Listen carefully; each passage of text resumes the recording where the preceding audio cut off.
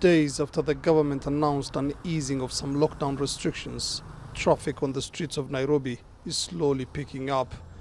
But many shops in the central business district remain closed. Those who have reopened say business is still bad.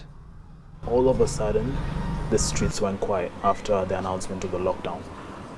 And so that has completely affected our business. If I could measure it, would be about 90% drop in sales.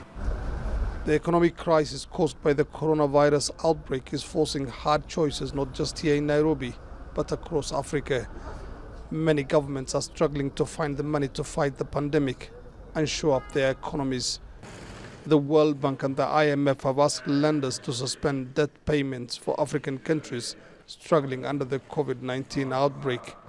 But Chinese officials say they will deal with African debt on a case-by-case basis.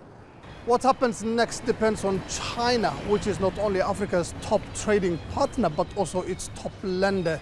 According to the World Bank, Chinese government and banks have lent to African governments and state-owned enterprises more than $150 billion between 2010 and 2018.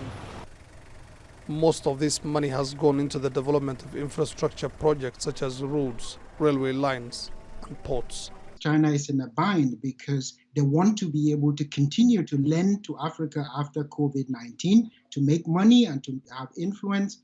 But at the same time, they want to be able to appear to be helping Africa at this point in time.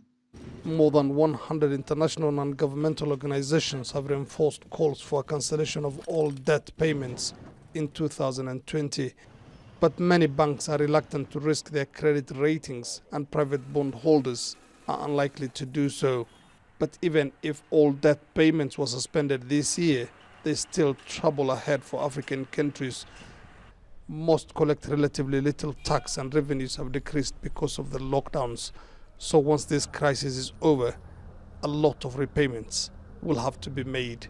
Mohammed, Adow, Jazeera, Nairobi, Kenya.